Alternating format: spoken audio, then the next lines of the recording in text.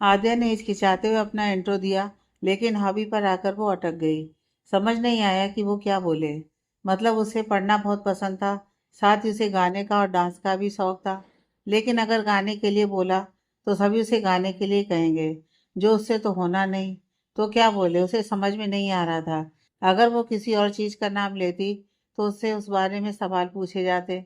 उसने आंखें बंद करके डांस का बोल दिया, तो अब सभी उसे डांस करने के लिए कहने लगे। तभी कार्तिक ने किसी को इशारा किया, जिससे कुछ लोग उसे और कार्तिक को साथ डांस करने के लिए कहने लगे। यह सुनकर तो आद्या की सांस ही अटक गई। कार्तिक के साथ तो वो वैसे ही कंफर्टेबल फील नहीं करती थी। ऐसे में उसके करीब रहकर डांस करना, आद्या के हाथ पैर ठंडे पड़ गए। दूर बैठे अतिरिक्त की नजरें आद्या के ऊपर ही थी। उसे भी गुस्सा आ रहा था, सभी लोगों की डिमांड पर। उसने कार्तिक को इशारा करते हुए देख लिया था, और इस वजह से उसे और भी ज्यादा गुस्सा आ रहा था। वैसे भी उसे काफी देर से गुस्सा आ रहा था, और अब वो अपने गुस्से को और सहन नहीं कर पाया, और जोर से चिल्लाकर बोला, stop it all of you. उसकी आवाज सुनकर सभी एकदम से चुप हो गए। वहीं आद्या तो खड़ी खड़ी कांप उठी, अद्रित गुस्से से। ये कैसी बच्चों जैसी जिद है तुम्हारी? पार्टी है ये, मजे करने के लिए रखी है, किसी को फोर्स करने के लिए नहीं। आयुष, अद्रित बिल्कुल ठीक कह रहा है। अगर आद्या नहीं डांस करना चाहती तो कोई बात नहीं।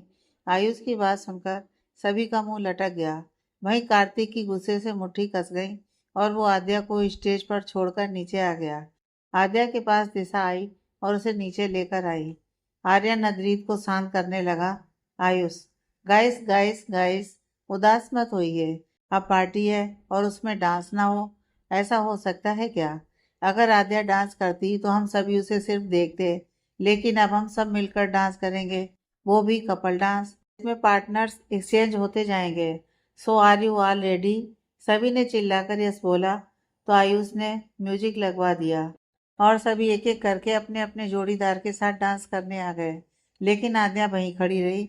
वहीं दूसरी तरफ कार्तिक तो अब यहाँ था ही नहीं। वो तो गुस्से से पहले ही निकल चुका था। आर्यन दिशा के साथ खड़ा था, और दिशा का ध्यान आद्या के ऊपर था। दिशा को परेशान देख आर्यन ने बड़े ही अदब से आद्या के आगे झुककर अपना हाथ बढ़ाया और बोला, क्या मैं इस ब्यूटीफुल सी लेडी के साथ डांस कर सकता हूँ? उसके इस तरह कहने से आद्या और दिशा उसे देखने लगी। दिशा को आर्यन सही लगा। हाँ, थोड़ा अजीब लगा, लेकिन उसका नेचर उसे ठीक लगा, तो उसने आद्या को उसके साथ जाने के लिए कह दिया। आद्या ने धीरे से उसके हाथ पर अपना हाथ रखा, तो आर्यन उसे लेकर हॉल में सभी के बीच आ गया। आद्या को उसके साथ अनकंफर्टेबल नहीं लग रहा था। हाँ, वो थोड़ी नर्वस लग रही थी, जिसे देखते हुए आर्यन ने कहा, वैसे तुम्हारा नाम आद्या है ना? उसकी बात सुनकर आद्या ने अपना झुका हुआ सिर उठाया और मासूमियत से हाँ में सिर हिला दिया, जिसे देखकर आर्यन मुस्कुराने लगा। आर्यन, बहुत अच्छा नाम है। मेरा नाम आर्यन है। तुम्हें पता है, मेरी कोई बहन नहीं है। पापा हैं जो आउट ऑफ इंडिया रहते हैं, इसलिए मैं यहाँ आयुष के साथ उसके फ्लैट पर रहता हूँ। क्या तुम मुझे अपना भाई बनाओगी? आर्यन की यह बात सुनकर आद्या उसकी आंखों में देखने लगी, और देखते ही देखते उसकी आंखों में नमी ने जगह बना ली, जिसे देखकर आर्यन ने घबराते हुए कहा, अरे अरे, तुम रोने क्यों लगी? मैंने तो सिर्फ इसलिए कहा ताकि तुम नर्वस ना हो और आराम से मेरे साथ डांस कर सको। सॉरी अगर बुरा लगा हो तो, लेकिन रो तो मत। उसकी बात सुनकर आद्या ने जल्दी से कहा, नहीं नहीं, हम रो नहीं रहे। आर्यन, तो तुम्हारी आंखों में नमी कैसे? आद्या, वो तो खुशी के हैं। आर्यन, मतलब? आद्या, वो आपने जो अभी अभी कहा, उसकी वजह से। हमारा कोई भाई नहीं है, हम अकेले ही हैं, अपने मम्मा पापा के। और अब जब आपने हमसे कहा कि आप हमारे भाई बनेंगे, तो हम थोड़ा इमोशनल हो गए थे। आर्यन, ओह अच्छा। तुम मीना, मुझे डरा दिया तुमने। कहीं अगर किसी ने देख लिया होता तो फालतू में पिट जाता मैं, एक लड़की को रुलाने के चक्कर में। उसकी बात सुनकर आद्या को हंसी आ गई, जिसे देखकर आर्यन मुस्कुराने लगा। आर्यन, तो तुम मेरी बहन बनोगी? आद्या ने मुस्कुराते हुए हाँ में सिर हिलाया, जिस पर आर्यन खुश हो गया। तभी उसकी नज़र दिशा की तरफ गई, जो वहीं अकेले खड़ी जूस पी रही थी। आर्यन, वैसे तुम्हारी दोस्त, वो तीखी मिर्ची बचपन से ही इतनी तीखी है, या सिर्फ कुछ लोगों के लिए उसका तीखापन बाहर आता है? आद्या, वो ऐसी ही है, बचपन से हमसे बहुत प्यार करती है, हमारी बहुत अच्छी दोस्त है, तो प्लीज आप उसकी बुराई मत कीजिए। आर्यन, ओके ओके, लेकिन थोड़ी इस भाई की भी इज्जत कर लो, कहते उसने मासूम सा चेहरा बनाया, जिस पर आद्या खिलखिला उठी। दिशा दूर से उन्हें देख रही थी। आद्या को इस तरह हंसते हुए देखकर उसके होठों पर मुस्कुराहट आ गई। वहीं अद्रित की नजर भी आद्या पर टिकी हुई थी, लेकिन उसे आर्यन के साथ हंसते हुए बात करते हुए देख उसे गुस्सा आ रहा था। पता नहीं क्यों उसे उसका आर्यन से बात करना भी अच्छा नहीं लग रहा था। तभी पार्टनर्स चेंज हुए और आद्या घूमकर सीधा अद्रित की बाहों में आ गई। आर्यन ने भी अद्रित को देखकर ही आद्या को छोड़ दिया था। उसके दिमाग में कोई खिचड़ी पक रही थी। आद्या इस समय अद्रित की बाहों में थी और उसकी नजरें झुकी हुई थी। वहीं अद्रित की नजरें सिर्फ आद्या के चेहरे पर टिकी हुई थी। जब पार्टनर्स चेंज हुए थे और आर्यन ने आद्या को छोड़ा, तो अद्रित ने आद्या को अपने करीब खींच लिया था। पता नहीं उसने ऐसा क्यों किया था, ये तो उसे भी नहीं पता था। लेकिन सिर्फ तब आद्या की नजरें अद्रित की आंखों से मिली थी। उसके बाद उसने झट से अपनी नजरें नीची कर ली थी। अद्रित का एक हाथ आद्या की कमर में था और दूसरे हाथ से उसने आद्या के हाथ को पकड़ रखा था। अद्रित की छुअन से आद्या का रोम रोम सिहर उठा था। हाँ, उसे अद्रित की बाहों में सेफ फील हो रहा था, लेकिन वो उसकी नजरें भी अपने ऊपर बर्दाश्त नहीं कर पा रही थी। वो अनकंफर्टेबल नहीं हो रही थी, लेकिन उससे उसका दिल नहीं संभल रहा था, जो अद्रित की करीबी से जोर जोर से धड़क रहा था। और उसे यही डर था कि कहीं अद्रित को पता ना चल जाए कि उसका दिल उसके करीब होने से इतनी जोर से धड़क रहा है। यही हाल अद्रित का था। उसका भी दिल तेजी से धड़क रहा था, जो सिर्फ आद्या की करीबी की वजह से हो रहा था। लेकिन इसके साथ ही उसे एक सुकून भी महसूस हो रहा था। आद्या की करीबी से जो उसे समझ नहीं आ रहा था कि ऐसा क्यों हो रहा था। आद्या से जब अपनी धड़कनें नहीं संभाली गईं, तो वो झट से अद्रित से अलग हुई और वहां से भागकर दिशा के पास चली गई। वहीं अद्रित उसे जाते देखता रह गया। उसे एक बार फिर गुस्सा आने लगा, आद्या के इस तरह उससे दूर जाने से। उसने अपनी मुट्ठी कस ली। न जाने क्यों उसे आद्या का खुद से दूर जाना बिल्कुल अच्छा नहीं लग रहा था, और इसी वजह से उसे आद्या पर गुस्सा भी आ रहा था। उसने सोचा कि वो आद्या से बात करके रहेगा आज तो, कि आखिर क्यों वो उससे दूर चली जाती है। ये सोचते हुए वो उस तरफ बढ़ा जिस तरफ आद्या गई थी। आद्या दिशा को ढूंढते हुए हाल से बाहर आ गई थी। वो कॉरिडोर से होते हुए दिशा को ढूंढते हुए जा रही थी। तभी किसी ने उसे एक अंधेरे कमरे में खींच लिया और उसे दीवार से लगा दिया, जिससे आद्या एकदम से डर गई। उसकी सांसें अटक चुकी थी, माथे पर पसीना आना शुरू हो गया। तभी उसने किसी को अपने करीब महसूस किया। किसी के हाथ उसकी कमर को बेहद गंदे तरीके से छू रहे थे, जो आद्या महसूस कर सकती थी। और इस गंदी छुअन से आद्या और भी ज्यादा डर चुकी थी। आद्या, कौन है आप? छोड़िए हमें। लेकिन सामने से कोई आवाज नहीं आई। तभी आद्या को उस इंसान की सांसें अपने चेहरे पर महसूस हुई। अंधेरा होने की वजह से उसे उस इंसान का चेहरा नहीं दिख रहा था। ना ही ये समझ में आ रहा था कि हो क्या रहा है उसके साथ। जब उसने उस इंसान की सांसें अपने चेहरे पर महसूस की, तो उसे इतना तो पता चल गया कि वो उसके चेहरे की तरफ झुक रहा था। और यह महसूस करके वो कांप उठी। वो इंसान अभी आद्या के चेहरे से बस कुछ इंच ही दूर होगा, जब उसे बाहर से कुछ आवाज सुनाई दी। वो किसी के पैरों की आवाज थी। शायद कोई इस तरफ आ रहा था।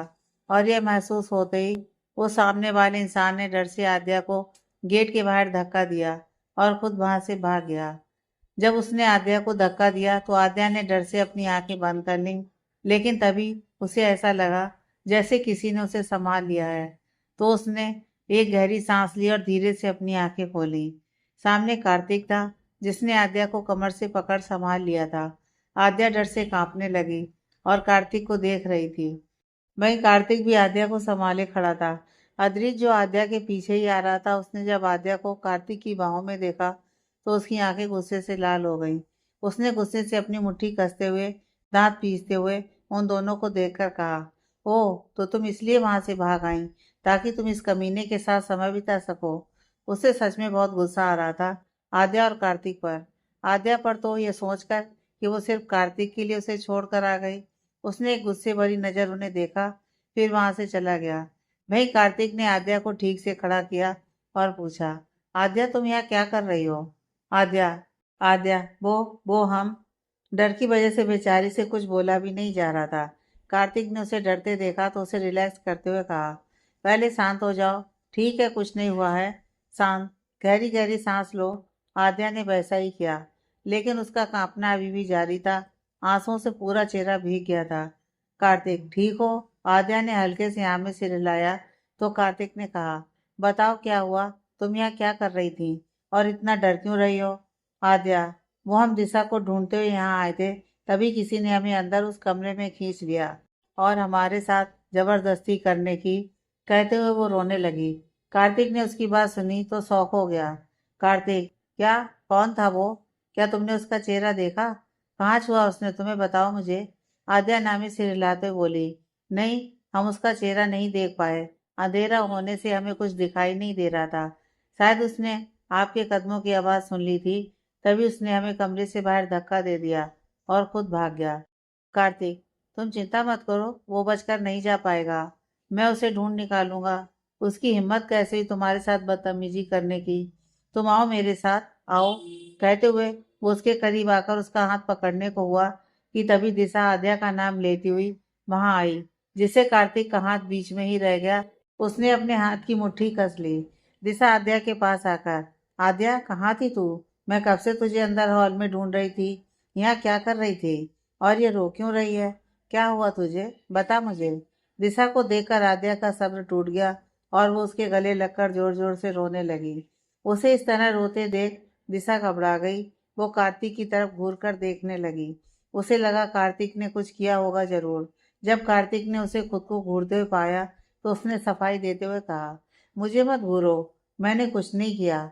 वो तो यह कहते हुए उसने सारी बात दिशा को बता दी जो आद्या ने उसे बताई थी। उसकी बात सुनकर दिशा की आंखें बड़ी हो गईं। साथ ही उसे उस इंसान पर गुस्सा भी आने लगा। उसने आद्या को खुद से अलग किया और उसके आंसू साफ करके बोली, कुछ नहीं हुआ आद्या, तू टेंशन मत ले। मैं हूं ना, उस कमीने को तो मैं ढूंढ लूंगी। तू चल मेरे साथ, अब हम घर चलते हैं। अंकल आंटी का फोन आ चुका है, चल। कहते हुए दिशा उसे ले जाने लगी। तभी उसने कार्तिक को देखकर कहा, थैंक यू जो तुमने आद्या को संभाल लिया। कार्तिक, इसमें थैंक यू कैसा? मैं आद्या को अपना दोस्त समझता हूँ, बस इसलिए। वो तो मैं यहाँ से जा रहा था तो तभी मेरी नज़र इन पर पड़ गई। उसकी बात सुनकर दिशा ने हाँ में सिर हिलाया और कहा, अब हम चलते हैं, बाय। कार्तिक, बाय। उसके बाद दिशा आद्या को लेकर वहां से चली गई। वहीं कार्तिक अपनी जेब में हाथ डालकर उन्हें जाते देखने लगा। अचानक ही उसके होठों पर एक तिरछी मुस्कान आ गई। उसने सामने देखते हुए ही कहा, बाहर आजा। गई वो। उसके कहते ही एक लड़का क्लासरूम से निकलकर बाहर आया। लड़का, बच गया भाई, वरना आज तो मरता मैं। कार्तिक, ऐसे कैसे? मुझे जैसे ही अद्रित आता दिखा मैंने तुझे इशारा कर दिया था, तो ऐसे कैसे मरता? वैसे कैसी लगी तुझे? उसकी बात सुनकर वो लड़का बेशर्मों की तरह हंसते हुए बोला, भाई क्या बताऊं, क्या खुशबू है उसकी, क्या कमर है, सच में मजा आ गया छूकर।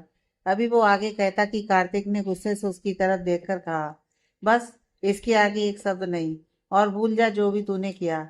मैंने तुझे सिर्फ नाटक करने के लिए कहा था, ताकि मैं उसकी नज़रों में अपना इम्प्रेशन जमा सकूं, जिससे वो जो मुझसे दूर दूर भागती है वो भागना बंद कर दे। लेकिन इसका मतलब यह नहीं तू उसे अपनी इन घटिया नज़रों से देखे। तेरा काम खत्म हो गया। आज के बाद दिखाई मत देना यहाँ, और पैसे तेरे अकाउंट में पहुंच जाएंगे। चल निकल अब। कार्तिक की बात सुनकर वो लड़का वहां से चला गया। वहीं कार्तिक सामने देखते हुए बोला, ये तो सिर्फ शुरुआत है, आगे आगे देखो तुम्हें पाने के लिए मैं क्या क्या करता हूँ। कहते हुए उस तरफ देखने लगा जिस तरफ आद्या गई थी। तभी उसका फोन बजा। उसने अपना फोन निकाल कर देखा तो उस पर बेबी शो हो रहा था। उसने एक गहरी सांस ली और अपना फोन उठाकर बोला, हाँ बेबी बोलो। कहते हुए वो बात करते हुए वहां से चला गया। इधर अद्रित गुस्से से बिल्कुल पागल हो चुका था। वो वापस पार्टी में न जाकर अपनी गाड़ी लेकर कहीं चला गया। वहां अंदर आर्यन और आयुष उसे हर जगह ढूंढ ढूंढ कर परेशान हो चुके थे। उन्होंने उसे फोन भी लगाया, लेकिन उसका फोन भी बंद था। अंत में जाकर उन दोनों ने सोचा कि वो पार्टी के बाद घर जाकर उससे बात करेंगे, क्योंकि यहाँ भी सब संभालना था। अद्रित की गैर हाजिरी में उन्हें ही सब संभालना था। दूसरी तरफ आद्या और दिशा इस समय टैक्सी में थी और दिशा आद्या को संभाल रही थी, जिससे काफी हद तक आद्या अब संभल चुकी थी। लेकिन वो मंजर अभी उसकी आंखों के सामने घूम रहा था। पहली बार उसके साथ ऐसा कुछ हुआ था जिससे वो बहुत ज्यादा डर चुकी थी। दिशा ये बात समझ रही थी, इसलिए अभी उसने उससे कुछ ना कहना ही बेहतर समझा। आद्या का सिर दिशा के सीने से लगा हुआ था और दिशा उसका सिर सहला रही थी। आद्या सो चुकी थी। कुछ देर बाद टैक्सी आद्या के घर के आगे आकर रुकी तो दिशा ने आद्या को उठाया। आद्या अपनी आंख मसलती उठी, लेकिन उसकी आंखों में दर्द होने लगा था क्योंकि वो बहुत रोई थी उस हादसे के बाद। आज दिशा आद्या के साथ उसके घर पर ही रुकी थी, तो वो आद्या को लेकर टैक्सी से बाहर आई। उसने टैक्सी वाले को पैसे दिए। उसके बाद आद्या को सीधा खड़े होने के लिए कहा, तो 2-3 बार अपनी पलकें झपकाकर आद्या की नींद खुल गई। लेकिन फिर उसे वही सब याद आने लगा, जिस पर उसकी आंखें एक बार फिर नम हो गईं। दिशा ने देखा तो कहा, आद्या अभी नहीं, तुझे याद है ना मैंने क्या कहा था? अंकल आंटी को कुछ मत बताना इस बारे में, वरना वो तेरा कॉलेज जाना बंद करवा देंगे, समझी? आद्या, लेकिन दिशा, हम उनसे झूठ कैसे बोल पाएंगे?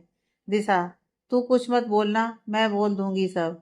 ठीक है, लेकिन प्लीज रोना मत, संभाल खुद को।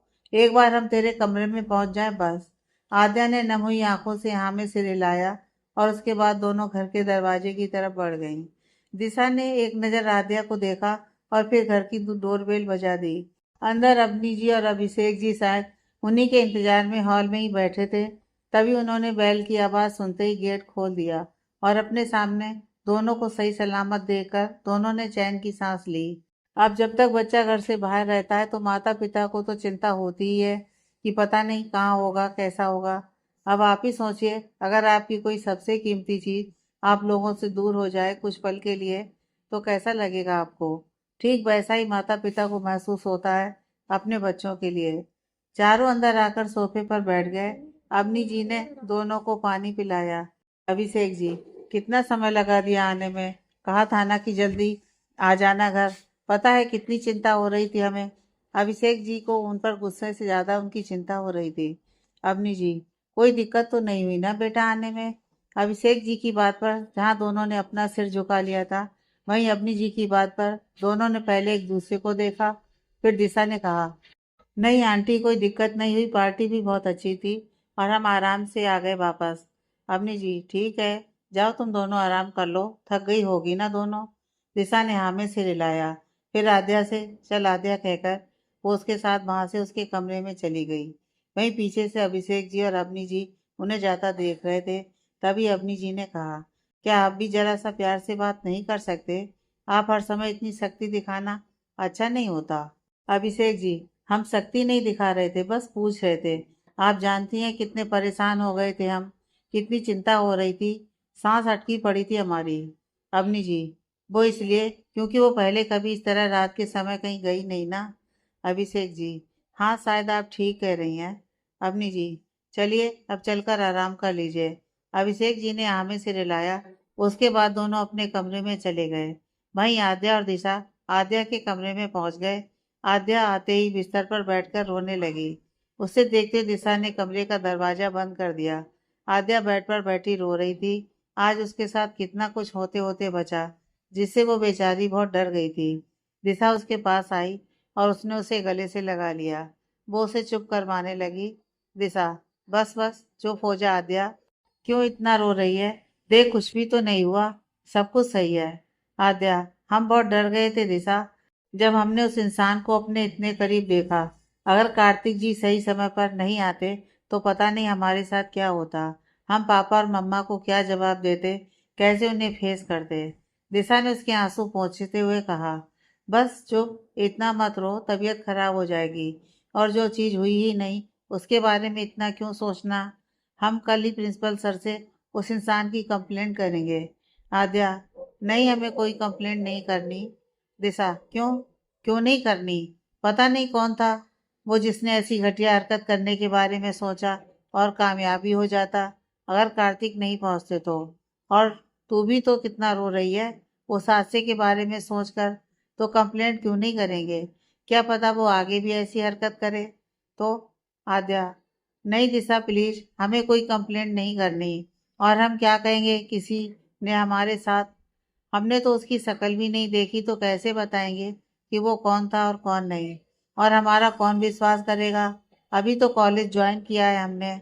आद्या की बात सुनकर दिशा चुप हो गई। बात तो आद्या की सही थी, उनके पास कोई प्रूफ भी तो नहीं था। ना ही आद्या ने उस इंसान का चेहरा देखा था। ऐसे में हवा में तीर छोड़ना, पता नहीं उसका क्या अंजाम हो। दिशा, अच्छा चल ठीक है, पर तू ये रोना बंद कर। पहले फ्रेश होकर आ, फिर आराम कर, नहीं तो तबीयत खराब हो जाएगी। चल जा, फ्रेश होकर आ। दिशा की बात सुनकर आद्या ने हाँ में सिर हिलाया। फिर वो अलमारी से अपने कपड़े लेकर बाथरूम में चली गई। दिशा बाहर बैठी आज के बारे में सोच रही थी कि कौन होगा वो जिसने आद्या के साथ ऐसी हरकत करने की कोशिश की होगी। कुछ देर बाद आद्या फ्रेश होकर बाहर आई। उसने अपना मुंह धो लिया था, लेकिन आंखों में काफी देर रोते रहने की वजह से जलन हो रही थी। आद्या को बाहर आता देख दिशा ने भी आद्या के कपड़े लिए और बाथरूम में चली गई। वहीं आद्या ड्रेसिंग टेबल के सामने अपने बाल बनाने लगी। दिशा निकल कर आई। उसके बाद दोनों बिस्तर पर जाकर लेट गई। दिशा आद्या को देखने लगी, जो एकटक सीलिंग को देख रही थी। दिशा, आद्या सो जा, अब कल सुबह कॉलेज भी जाना है। कॉलेज का नाम सुनकर आद्या की आंखें नम हो गईं। उसने दिशा की तरफ देखा तो दिशा ने कहा, देख अब तू भूल जा उस बात को, अगर तुझे पढ़ना है तो, वरना हम कल ही अंकल को इन सब के बारे में बता देते हैं, जिसके बाद वो तेरा कॉलेज जाना बंद कर देंगे। बता, तू चाहती है क्या ऐसा? आद्या, नहीं हम नहीं चाहते, लेकिन हम क्या करें, वो सब हमारी आंखों के सामने से जा ही नहीं रहा। दिशा, कुछ नहीं है, तू अपनी आंखें बंद कर और शांति से सो जा। दिशा की बात मानकर आद्या ने अपनी आंखें बंद की तो उसके सामने एक बार फिर वो सब घूमने लगा, जिससे वो बेचैन होने लगी। तभी एक चेहरा उसकी आंखों के सामने घूमने लगा, जिसे देखकर आद्या धीरे धीरे शांत होने लगी और उसके दिमाग से आज की वो बुरी यादें गायब होने लगी। वो पूरी तरह उस इंसान को महसूस कर रही थी, जैसे वो उसके पास ही है, उसे संभालने के लिए। उसे महसूस करके आद्या के चेहरे पर सुकून उतर आया और वो धीरे धीरे नींद के आगोश में चली गई। दिशा ने उसे चैन से सोते देखा तो उसने एक गहरी सांस ली, फिर करवट बदलकर वो भी सो गई। इधर पार्टी खत्म करके आयुष और आर्यन अद्वैत को ढूंढते हुए बीच पर पहुंच गए, जहां अद्वैत बैठा एकटक सामने गहरे समुद्र को देख रहा था। न जाने वो क्या सोच रहा था, उसके चेहरे पर गुस्सा साफ दिखाई दे रहा था, लेकिन उसे समझ में नहीं आ रहा था कि उसे इतना गुस्सा क्यों आ रहा है। सोच सोच कर उसका दिमाग खराब हो रहा था, लेकिन उसके दिल को सुकून नहीं मिल रहा था। आर्यन और आयुष उसके पास आए। आर्यन, वही बताकर नहीं आ सकता था? पूरे कॉलेज में, मुंबई में कहाँ नहीं ढूंढा तुझे, और तू यहाँ बैठा है। आयुष, हाँ अद्रित, तू यहाँ क्या कर रहा है? वो भी पार्टी छोड़कर, अचानक से पार्टी छोड़कर क्यों आ गया तू? अद्रित ने कुछ नहीं कहा तो आर्यन और आयुष एक दूसरे की तरफ देखने लगे। आर्यन ने उसके कंधे पर हाथ रखकर कहा, क्या बात है, इतना परेशान किस वजह से हो रहा है? अद्रित ने एक गहरी सांस लेकर कहा, उस कार्तिक की वजह से। कार्तिक का नाम सुनकर आर्यन आयुष ने एक दूसरे को देखा। फिर आयुष बोला, उसकी वजह से क्यों? अब क्या किया उस कमीने ने? आर्यन, तेरी लड़ाई हुई क्या उससे? अद्रित, नहीं। आर्यन, तो फिर? आर्यन की बात पर अद्रित ने उसे देखा, फिर एक गहरी सांस लेकर उसे आज जो हुआ वो बता दिया। उसने बता दिया कि कैसे उसने कार्तिक को स्टेज पर से अपने दोस्तों को इशारा करते हुए देखा कि वो फोर्स कर सके आद्या को उसके साथ डांस करने के लिए।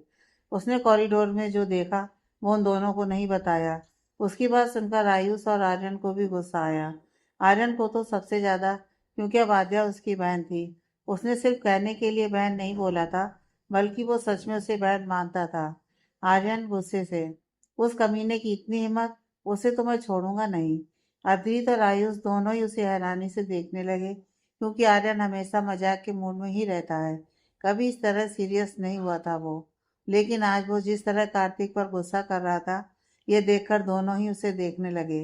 अद्वैत को आर्यन का आद्या के लिए कार्तिक पर गुस्सा करना अच्छा नहीं लगा। उसे लगा कि शायद आर्यन के मन में आद्या के लिए कुछ है, इसलिए वो इस तरह रिएक्ट कर रहा है। और ये सोचकर उसे आद्या पर और ज्यादा गुस्सा आने लगा। शायद वो आद्या को गलत समझ रहा था, या शायद आद्या को लेकर उसे गलतफहमी होती जा रही थी, या शायद जलन। अब ये तो समय ही बताएगा। अद्रित, तुझे उस लड़की के लिए कार्तिक पर गुस्सा करने की कोई जरूरत नहीं है। उसकी बात सुनकर आर्यन और आयुष उसकी तरफ देखने लगे। आर्यन, क्यों ना करूं मैं उसके ऊपर गुस्सा? उसकी हिम्मत कैसे हुई आद्या के साथ ऐसा करने की, सोचने की भी? अद्रित, उसने जो सोचा वो पूरा नहीं हुआ, और तू इतनी क्या तरफदारी कर रहा है उस लड़की की? एक डांस में ही ऐसा क्या कर दिया उसने जिससे तुझे उसकी इतनी फिक्र होने लगी? उसकी बात सुनकर आर्यन की मुट्ठी कस गई। उसने कहा, तमीज से बात कर अद्रित, तू जानता भी है तू क्या कहने जा रहा है? अद्रित, क्यों? सही तो कहा मैंने। तुम दोनों ने सिर्फ एक डांस किया साथ में, और उसी में तू अब उसके लिए मुझसे लड़ने लगा। आयुष उन दोनों को देख रहा था। उसे तो समझ ही नहीं आ रहा था कि हो क्या रहा है दोनों के बीच। एक लड़की के लिए दोनों इस तरह लड़ रहे हैं। और आर्यन, वो तो कभी गुस्सा नहीं करता, फिर आज उसे हुआ क्या है? आर्यन, देख अद्रित, मैं उसके लिए नहीं लड़ रहा। कार्तिक उसके साथ जो करने की कोशिश करना चाह रहा था, मुझे उसके लिए गुस्सा आ रहा है। और तू जो अभी उसके लिए और मेरे लिए बोल रहा है, वो गलत है। वो ऐसी बिल्कुल नहीं है जैसा तुझे लग रहा है। अद्रित, अच्छा, तो एक ही दिन में तू उसे इतना जान गया? वाह, क्या बात है। ऐसा क्या जादू कर दिया उसने तेरे ऊपर, जो तू उसकी इतनी साइड ले रहा है? कहीं कुछ और तो नहीं? अद्रित की बात सुनकर आर्यन की आंखें बड़ी हो गईं। उसने गुस्से से अद्रित को देखा और कहा, बस अब बहुत हो गया। मुझे यकीन नहीं होता कि तू वही अद्रित है जो कुछ दिन पहले आद्या की चोट देखकर परेशान हो गया था, और अभी वो उसे इस तरह जज कर रहा है, उसके कैरेक्टर पर बात कर रहा है। आयुष, आर्यन तू शांत हो जा। अभी वो गुस्से में है, तू समझ बात को। आर्यन, गुस्से में है तो क्या कुछ भी बोलेगा? मैं आद्या के खिलाफ एक गलत शब्द भी बर्दाश्त नहीं करूंगा, समझा? आर्यन की बात सुनकर अद्रित दर्द से मुस्कुरा उठा। आज उसका दोस्त एक लड़की के लिए उससे लड़ रहा था, वो भी ऐसी लड़की के लिए जिसका कोई स्टैंड नहीं। कभी मेरे साथ, कभी आर्यन के साथ, तो कभी कार्तिक। सोचते हुए अद्रित मुस्कुरा रहा था। वो उन दोनों को देखकर वहां से चला गया। उसके जाने के बाद, आयुष, तू पागल है क्या? हम उसे यहाँ से ले जाने आए थे, ना कि लड़ाई करने। हो क्या रहा था तुझे? क्यों इतना गुस्सा कर रहा था? आर्यन, तूने देखा नहीं वो मेरे और आद्या के बारे में क्या बोल रहा था? आयुष, ये कोई पहली बार तो नहीं है कि अदित ने तेरा नाम किसी लड़की के साथ जोड़ा हो। आज भी अगर जोड़ दिया तो क्या हो गया? आर्यन, बाकी लड़कियों के लिए मैं कुछ नहीं कहता, लेकिन आद्या के लिए मैं ऐसा नहीं सुन सकता। सुन क्या, मैं सोच भी नहीं सकता। आयुष, क्यों? सच सच बता, कहीं अद्रित की बात। आर्यन, चुप। तू पागल है क्या? बहन है वो मेरी।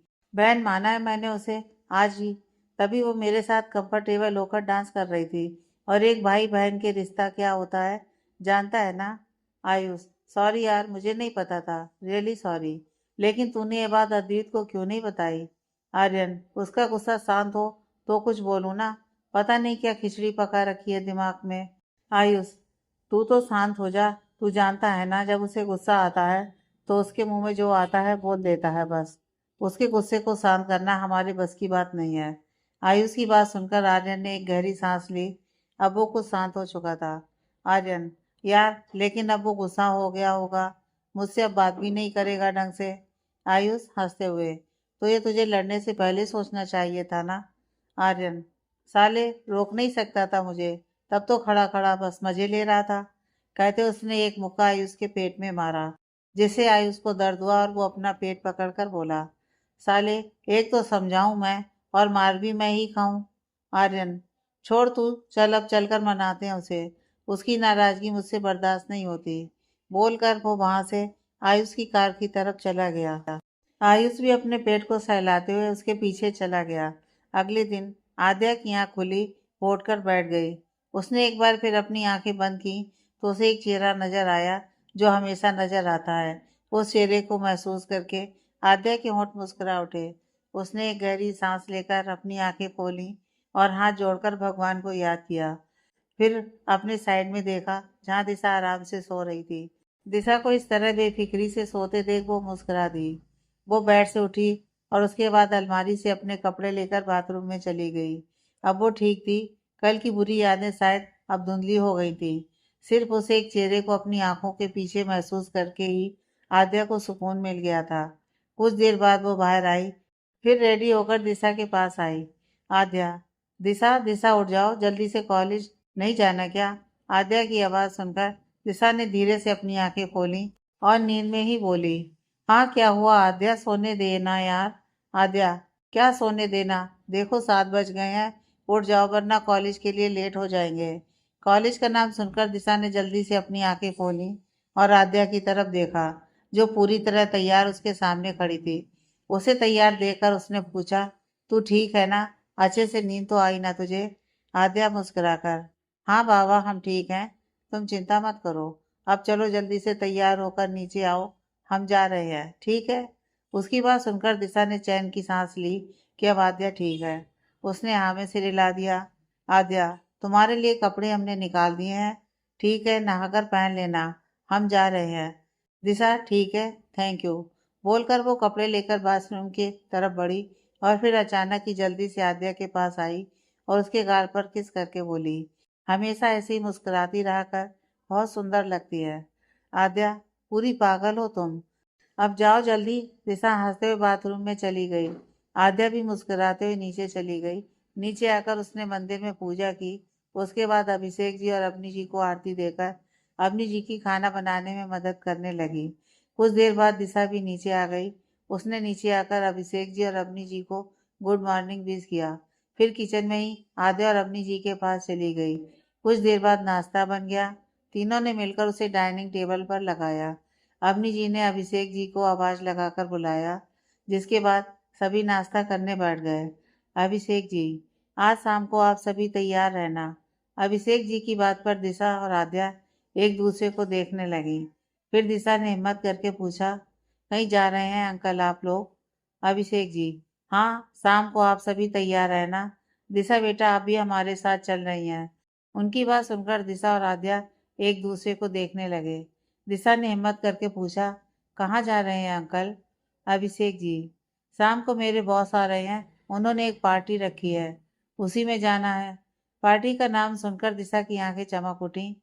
अवनी जी, आपके बॉस आ रहे हैं तो आप जाइए पार्टी में। हम क्या करेंगे, किसी को जानते भी नहीं। अभिषेक जी, उन्होंने बहुत प्यार से पूरे परिवार को इनवाइट किया है।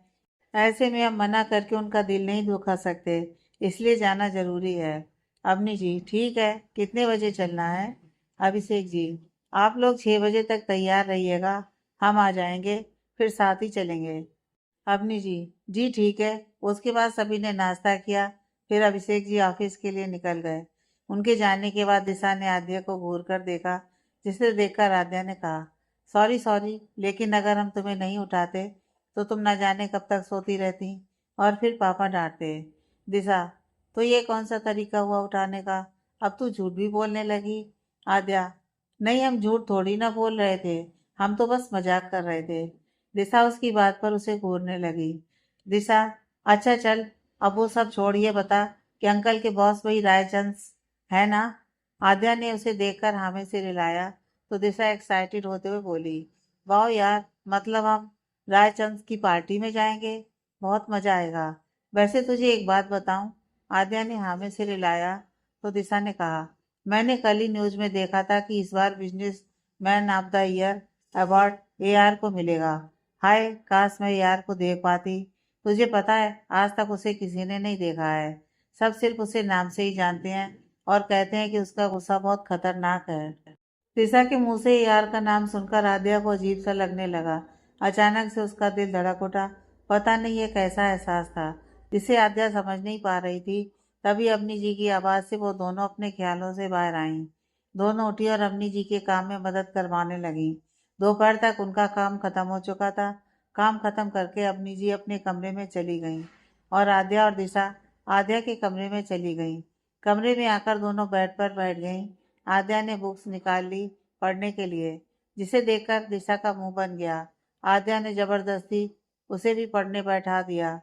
कुछ देर पढ़कर ही दिशा को नींद आने लगी और वो सो गई, जो देखकर आद्या ने नामे अपना सिर हिलाया। फिर उसकी बुक्स को समेटकर साइड टेबल पर रख दिया। आद्या भी अपनी बुक्स रखकर लेट गई। उसने अपनी आंखें बंद की तो एक चेहरा उसकी नजरों के सामने आ गया, जिसे देखकर आद्या के होंठों पर मुस्कुराहट के साथ दिल में सुकून उतर आया और वो वैसे ही आंखें बंद किए उस चेहरे को महसूस कर नींद में चली गई। शाम के 4 बज रहे थे जब आद्या की आंखें खुली। वो उठी और उसने साइड में देखा, दिशा मस्त सो रही थी। ये देखकर उसने अपना सिर पीट लिया। वो उठी और उठकर बाथरूम में चली गई। कुछ देर बाद मुंह हाथ धोकर वो बाहर आई और उसने दिशा को उठाया। सुबह की तरह ही दिशा उठने में नखरे कर रही थी। आद्या, यार दिशा, तुम कितना सोती हो? अब उठो भी, हमें पार्टी के लिए तैयार होना है। तुम्हें अपने यार से नहीं मिलना क्या? हमने सुना है वो भी आ रहे हैं पार्टी में। यार का नाम सुनते ही दिशा उठकर बैठ गई। और अपनी चमकती आंखों से आद्या को देखकर बोली, सच में वो भी आ रहे हैं क्या? उसकी बात पर आद्या ने अपना सिर हिलाया और कहा, उनका तो नहीं पता, लेकिन पापा आ रहे हैं। अब जल्दी से जाओ और फ्रेश हो जाओ। हम यहीं इंतजार कर रहे हैं, फिर नीचे चलेंगे। उसकी बात सुनकर दिशा ने एक तकिया फेंक कर उसे मारा और बोली, क्या यार आद्या, सुबह भी ऐसे ही उल्लू बनाकर उठाया था और अभी भी। आद्या, अब तुम जा रही हो या नहीं? अगर तुम अभी यहाँ से नहीं उठी तो हम पापा से कह देंगे कि तुम नहीं जाना चाहती पार्टी में। फिर यार का तो पता नहीं, लेकिन रायचंद की पार्टी जरूर मिस कर दोगी तुम। उसकी बात सुनकर दिशा ने जल्दी से कहा, नहीं नहीं, मुझे भी जाना है पार्टी में। तू यहीं रुकना, मैं बस जल्दी से फ्रेश होकर आती हूँ। बोलकर वो जल्दी से बाथरूम में भाग गई। वहीं पीछे से आद्या उसे जाते हुए देख हंसने लगी। उसने अपना बेड वगैरह सही किया और बैठकर दिशा का इंतजार करने लगी। कुछ ही देर बाद दिशा आई तो दोनों साथ में नीचे चली गईं। उन दोनों को देखकर किचन से निकल रही अम्मी जी ने कहा, आ गई तुम दोनों? आ जाओ, चाय पी लो, फिर तैयार हो जाना। आद्या, जी माँ। दोनों अपनी जी के पास आईं और सोफे पर बैठ गईं। तीनों बातें करते हुए चाय पीने लगीं। चाय पीने के बाद तीनों चली गईं तैयार होने। अब पार्टी थी तो आद्या को समझ में नहीं आ रहा था कि वो क्या पहने। उसने कभी पार्टी अटेंड नहीं की थी। ये पहली बार था जब वो किसी पार्टी में जा रही थी। आद्या, दिशा, हमें समझ में नहीं आ रहा है कि क्या पहने। दिशा, पार्टी में पहनने के लिए एक भी ड्रेस नहीं है क्या? आद्या, नहीं, तुम तो जानती हो ना, हमने कभी पार्टीज अटेंड नहीं की है। तो दिशा, अच्छा रुक, मैं कुछ देखती हूँ। बोलकर वो आद्या की अलमारी की तरफ गई और उसमें से उसके लिए ड्रेस देखने लगी। तभी उसकी नज़र एक अनारकली पर जाकर अटक गई। उसने मुस्कुराते उसे निकाला और आद्या के पास आकर बोली, ये ले, पहन ले, अच्छा लगेगा। आद्या ने उस ड्रेस को देखा तो उसे भी वो अच्छा लगा, तो वो उसे लेकर बाथरूम में चली गई। दिशा भी अपने लिए ड्रेस देखने लगी।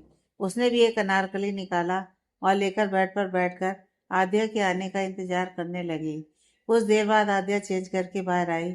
दिशा ने उसकी तरफ देखा तो उसके होठों पर मुस्कुराहट तैर गई। दिशा, क्या बात है, मेरी जान बहुत सुंदर लग रही है। उसकी बात सुनकर आद्या शर्मा गई और मुस्कुरा उठी। दिशा, चल अब तू तैयार हो, तब तक मैं चेंज करके आती हूँ। दिशा की बात पर आद्या ने सिर हिलाया तो दिशा बाथरूम में चली गई और आद्या ड्रेसिंग टेबल के सामने जाकर तैयार होने लगी। आद्या आईने में खुद को निहार रही थी। उसके होठों पर बेहद खूबसूरत मुस्कुराहट तैर रही थी। वो मुस्कुराते हुए तैयार होने लगी। कुछ देर बाद दिशा निकली तो वो भी तैयार होने लगी। 5:30 बजे अभिषेक जी भी आ गए थे ऑफिस से। नीचे अपनी जी अभिषेक जी को पानी पिला रही थी। पानी पीने के बाद अभिषेक जी ने आद्या के बारे में पूछा तो अपनी जी ने बताया कि दोनों ऊपर तैयार हो रही हैं, जिस पर अभिषेक जी हाँ में सिर हिलाकर अपने कमरे में चले गए। अपनी जी भी पानी की ट्रे किचन में रखकर उनके पीछे चली गई। लगभग आधे घंटे बाद सभी तैयार थे जाने के लिए। अवनी जी ने घर को लॉक किया। उसके बाद चारों गाड़ी में बैठकर वहां से निकल गए। अवनी जी आगे अभिषेक जी के पास बैठी थी और दिशा और आद्या पीछे बैठी थी। आद्या बाहर की तरफ देख रही थी। आज मौसम बहुत अच्छा हो रखा था, जिससे ठंडी ठंडी हवाएं आद्या के गाल को छूकर गुजर रही थी, जिसे महसूस करके आद्या के होठों पर मुस्कान तैर गई। 1 घंटे बाद उनकी गाड़ी एक शानदार होटल के सामने आकर रुकी। यह होटल रायचंद का था, जिसे खुद मिस्टर रायचंद के बेटे ने डिजाइन किया था। होटल के मेन एंट्रेंस पर मीडिया की भीड़ लगी हुई थी। यह रास्ता सिर्फ मिस्टर रायचंद और उनकी फैमिली वालों के लिए था। बाकी गेस्ट के लिए अंदर जाने का रास्ता दूसरा था। अभिषेक जी ने गाड़ी होटल की पार्किंग में पार्क की। उसके बाद चारों दूसरे रास्ते से होटल के अंदर जाने लगे। दिशा तो अपनी आंखों में चमक लिए हर एक चीज को खुशी से देख रही थी। आद्या भी देख रही थी, लेकिन उसकी नज़र किसी और चीज पर थी। जहां दिशा होटल की खूबसूरती में खोई हुई थी, वहीं आद्या होटल की डिजाइन, उसके स्ट्रक्चर को बारीकी से देखकर समझने की कोशिश कर रही थी। और यही चीज एक डिजाइनर को खास बनाती है कि वो किसी और की डिजाइन की हुई चीजों को देखकर न सिर्फ उसकी तारीफ करता है, बल्कि उसकी मेहनत और आइडियाज और उसके दिमाग की भी दाद देता है, जिससे उसे एक्सपीरियंस मिलता है, बहुत कुछ सीखने को मिलता है। वो चारों अंदर आ गए। तभी एक आदमी अभिषेक जी के पास आया और उनसे हाथ मिलाते हुए बोला, हेलो अभिषेक जी, कैसे हैं आप? कोई दिक्कत तो नहीं हुई ना आने में? अभिषेक जी उस आदमी को देखकर बोले। जी हम ठीक है, आप कैसे हैं? हमें आने में कोई दिक्कत नहीं हुई। आदमी, अच्छी बात है, मैं बिल्कुल ठीक हूँ। आप वहाँ जाकर बैठिए, मैं सर को बुलाकर लाता हूँ। अभिषेक जी, जी। वो आदमी वहाँ से चला गया तो अवनी जी ने पूछा, ये कौन थे? अभिषेक जी, ये हमारे बॉस के असिस्टेंट हैं। अवनी जी, ओ अच्छा। दिशा चारों तरफ पार्टी की डेकोरेशन देखकर बोली, वाह आद्या, देख कितनी शानदार पार्टी है। मजा ही आ गया। आद्या, हाँ होटल भी बहुत ही अच्छा बनाया है, जिसने भी बनाया है। काफी बारीकी से हर चीज का ध्यान रखा है। वो दोनों आपस में बात कर रहे थे, तभी दिशा की नजर एक साइड खड़े आर्यन और आयुष पर गई और वो उन्हें यहाँ देखकर चौंक गई।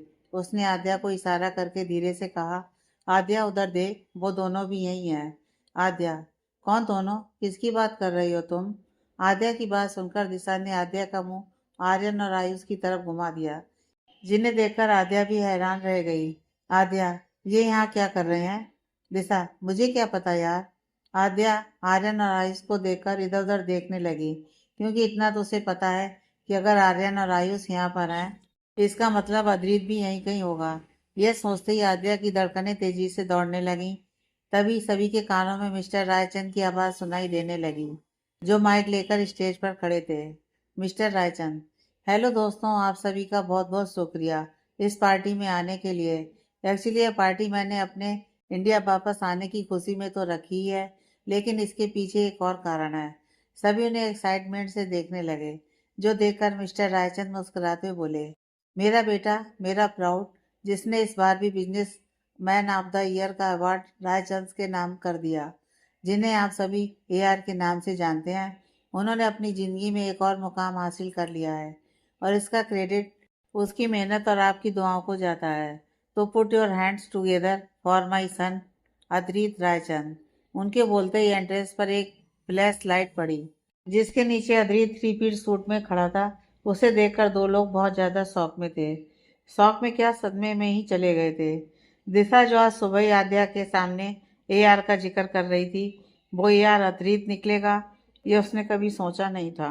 वो अपनी आंखों को बड़ी बड़ी करके अद्रित को देख रही थी। दूसरी तरफ आद्या भी सदमे में ही थी।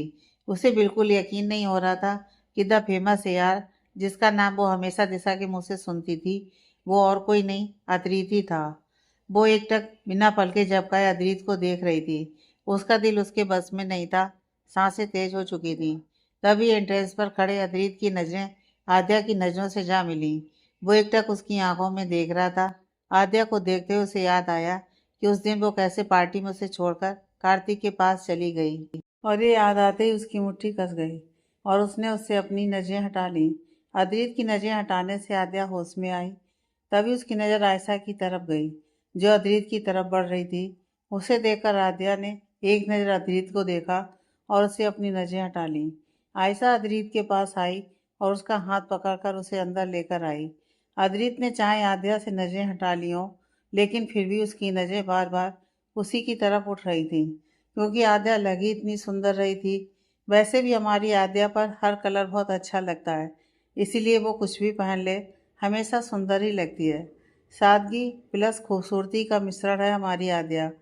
अद्रित आयशा के साथ स्टेज पर पहुंचा और उसने सबसे पहले मिस्टर रायचंद के पैर छुए। उसके बाद अपनी पैंट की पॉकेट में हाथ डालकर एटीट्यूड से अपने डैड के साइड में खड़ा हो गया। मिस्टर रायचंद अद्रित को देखकर बोले, यह है आप सभी के प्यारे, सॉरी प्यारे नहीं, खड़ूस और गुस्सैल एआर, मतलब अद्रित रायचंद, मेरा बेटा और इस होटल का मालिक। उसकी बात सुनकर सभी लोगों ने तालियां बजाईं। वाकई अद्रित की तारीफ तो वो लोग होटल में कदम रखते ही कर रहे थे। क्या होटल डिजाइन किया था उसने। आद्या भी इम्प्रेस हो चुकी थी इससे। तो पार्टी का माहौल शॉकिंग हो चुका था, क्योंकि किसी को भी यकीन नहीं हो रहा था कि यार और कोई नहीं अद्रित ही है। लेकिन बाद में सभी धीरे धीरे खुश होने लगे। अवनी जी स्टेज की तरफ देखकर बोली, मानना पड़ेगा आपके बॉस के बेटे को, तो बहुत मेहनती हैं। अभिषेक जी, हाँ काबिलियत है उनमें, और इतनी सी उम्र में अनुभव भी है उन्हें हर चीज़ का, इसलिए आज इस मुकाम पर है।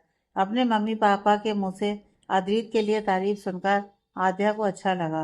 वो चोरी चोरी अद्रित को देखने लगी, जो आयशा से कुछ बात कर रहा था। मिस्टर रायचंद अधीर को लेकर स्टेज से नीचे आए तो सभी उससे हाथ मिलाकर उसे बधाई दे रहे थे। तभी मिस्टर रायचंद ने कहा, अधीर बेटा आओ तुम्हें किसी से मिलवाता हूँ। बोलकर वो उसे लेकर अभिषेक जी के पास लेकर जाने लगे। अधीर को अपने पास आता देख आद्या घबरा गई। समझ नहीं आया कि क्या करे। मिस्टर रायचंद आद्या की फैमिली के पास आए और उन्हें अधीर से मिलवाकर बोले, अधीर इनसे मिलो, यह हमारे मैनेजर हैं, सब कुछ यही संभालते हैं। इनके रहते मुझे किसी चीज़ की चिंता नहीं रहती। इतने साल से लंदन में रहने के बाद भी मुझे कभी यहाँ के बिजनेस की चिंता नहीं हुई, क्योंकि सब कुछ इन्होंने संभाल रखा था। अभिषेक जी, सर ये तो आपका बड़प्पन है, वरना आपके बिना ऑफिस चल सकता है क्या? आपने हमारे ऊपर विश्वास किया, वही बहुत है हमारे लिए। प्रीत ने आगे आकर अभिषेक जी के पैर छुए तो उन्होंने भी उसे खुशी खुशी आशीर्वाद दिया। फिर उसने अपनी जी के पैर छुए तो उन्होंने भी उसे आशीर्वाद दिया। अद्रित की नज़र आद्या पर गई, जो अपना सिर झुकाए खड़ी थी। वो उसे गहरी नज़रों से देखने लगा। मिस्टर रायचंद, अभिषेक जी अपनी फैमिली से नहीं मिलवाएंगे मुझे? अभिषेक जी, हाँ हाँ, ये मेरी पत्नी है अवनी। मिस्टर रायचंद, नमस्ते बहन जी, कैसी हैं आप? अवनी जी, जी हम ठीक हैं। अभिषेक जी, और ये मेरी बेटी है आद्या। मिस्टर रायचंद ने आद्या को देखा तो उनके होठों पर मुस्कुराहट आ गई। उन्होंने उसके पास जाकर उसके सिर पर प्यार से हाथ फेरते हुए कहा, बहुत ही प्यारी है। अभिषेक जी, और ये हमारे दोस्त की बेटी है दिशा, आद्या की भी दोस्त है। मिस्टर रायचंद, दिशा से, आप भी बहुत प्यारी हैं। Disha, thank you uncle. Mister Raichand, पता नहीं हमारी धर्म पत्नी जी कहाँ चली गई हैं, वरना हम भी आपको उनसे मिलवाते। अभिषेक जी, कोई बात नहीं सर, वो बिजी होंगी। मिस्टर रायचंद, हाँ शायद। आप लोग पार्टी एंजॉय कीजिए। अभिषेक जी, आप मेरे साथ आइए, कुछ बात करनी है। अभिषेक जी, जी सर। फिर अवनी जी से, आप ध्यान रखिएगा, यही हैं हम। अवनी जी ने हाँ में सिर हिलाया तो अभिषेक जी मिस्टर रायचंद के साथ वहां से चले गए। अधीर अवनी जी से, आइए आंटी मैं आपको मॉम से मिलवा देता हूँ। अवनी जी, अरे नहीं बेटा, वो बिजी होंगी। अधीर, आप आइए तो। बोलकर वो एक नज़र आद्या को देखकर अवनी जी को वहां से ले गया। वहीं आद्या तो बस देखती रह गई। उसके दिल का हाल तो बहुत बुरा था। बेचारा रुक ही नहीं रहा था, उसकी स्पीड ही इतनी थी। जब अद्रित ने अभिषेक जी और अवनी जी के पैर छुए तो आद्या तो बस अद्रित को देखती ही रह गई। वो उससे नजरें नहीं मिला पा रही थी, शायद इसलिए क्योंकि उसे पता था कि उसकी नजरें उसके ऊपर ही हैं। अद्रित अवनी जी को एक तरफ लेकर आया जहाँ एक औरत किसी से बातें कर रही थी। पीछे से देखने से वो बहुत सुंदर लग रही थी। पिंक कलर की थोड़ी हैवी साड़ी थी जो उनके ऊपर जच रही थी। अद्रित ने उनके पास जाकर उन्हें आवाज लगाई, अद्रित, मॉम। उसकी आवाज सुनकर वो औरत पलटी। बेहद खूबसूरत चेहरा और उस पर मुस्कुराहट, एकदम सौम्य शांत समझदार लग रही थी वो थी मिसेस वेदिका रायचंद। वेदिका जी, हाँ अद्रित बोलो। अद्रित, मॉम ये हमारे मैनेजर अभिषेक जी की वाइफ हैं। डैड आपको मिलवाना चाहते थे लेकिन आप बिजी थी तो मैं इन्हें लेकर आया आपके पास। वेदिका जी, अवनी जी की तरफ देखकर, ओह नमस्ते, कैसी हैं आप? अवनी जी ने भी हाथ जोड़कर उन्हें नमस्ते किया। अवनी जी, जी नमस्ते, हम ठीक हैं। अद्रित, मॉम आप बातें कीजिए, मैं चलता हूँ। वेदिका जी, ठीक है बेटा। उसके बाद अद्रित वहां से चला गया और वेदिका जी अवनी जी से बातें करने लगी। अवनी जी को उनका नेचर बहुत अच्छा लगा। वेदिका जी को भी अवनी जी का नेचर पसंद आया। यहाँ अद्रित के जाने के बाद दिशा ने आद्या से कहा, यार मेरे तो सपने ही टूट गए। कहाँ मैं यार किसी और को समझ रही थी और कहाँ यार निकला अद्रित। मतलब मैंने तो सपने में भी नहीं सोचा था कि अद्रित एआर होगा, द बिजनेस किंग एआर। कैसे मैनेज करता होगा वो सब कुछ। आद्या, यकीन तो हमें भी नहीं हो रहा। हमेशा जो दिखता है वो होता नहीं है और जो होता है वो दिखता नहीं। दिशा, सही बात है यार। वो दोनों बातें कर रही थी तभी उनके पास आयुष और आर्यन आ गए। आर्यन, हाय आद्या, हमें नहीं पता था कि तुम मैनेजर अंकल की बेटी हो। आद्या, हमें भी अभी पता चला भाई। उसकी बात पर आर्यन हंस दिया। आयुष, लेकिन आद्या मैं तुमसे नाराज हूँ। उसकी बात पर आद्या ने उसे देखा और कहा, क्यों, हमने क्या किया? आयुष, तुमने आर्यन को अपना भाई बना लिया और मुझे भूल गई। मुझे भी बहन की जरूरत है। आद्या उसकी बात सुनकर मुस्कुरा दी। आद्या, आपको किसने मना किया आयु भाई? आद्या की बात सुनकर आयुष का चेहरा चमक उठा। उसने आर्यन को चिढ़ाते हुए कहा, देख देख मेरी बहन ने मेरा नाम रखा है। और अब तो मेरे पास एक नहीं दो दो बहनें हैं। दो दो बहन? उसकी ये बात सुनकर सभी उसे कंफ्यूज होकर देखने लगे। आयुष, अरे दिशा भी तो मेरी बहन हुई ना। मैं तो कहता हूँ तू भी दिशा को बहन बना ले, बोलकर हंसने लगा। वहीं उसकी बात सुनकर आर्यन और दिशा की आंखें बड़ी बड़ी हो गईं और वो दोनों एक साथ जल्दी से बोले, नहीं ऐसा नहीं हो सकता। उन दोनों के इस रिएक्शन पर आद्या और आयुष उन्हें देखने लगे, जिससे दोनों हड़बड़ा गए। आयुष, क्यों क्यों नहीं हो सकता? जब तुम मेरी बहन हो सकती हो तो इसकी क्यों नहीं? आर्यन, अरे छोड़ना भाई, वैसे भी मुझे इसकी जैसी लड़ाकू बहन नहीं चाहिए। मुझे तो आद्या जैसी शांत और समझदार बहन चाहिए। दिशा आर्यन को घूरते हुए, क्या मतलब है तुम्हारा? कहना क्या चाहते हो? मैं हमेशा लड़ती रहती हूँ? आर्यन, मैंने सिर्फ कहा है, तुम तो मेरे ऊपर चिल्लाकर प्रूव कर रही हो, बोलकर हंसने लगा। उसके साथ ही आद्या और आयुष भी हंसने लगे, जिससे दिशा चिढ़ गई और चुप हो गई। उनसे कुछ ही दूर पर खड़े अद्रित की नज़र आद्या के ऊपर थी। वो किसी से बिजनेस रिलेटेड बात कर रहा था, लेकिन उसका ध्यान उसकी बातों पर कम और आद्या पर ज़्यादा था, जो आर्यन और आयुष के साथ हंसते हुए बातें कर रही थी। आगे की कहानी नेक्स्ट पार्ट में।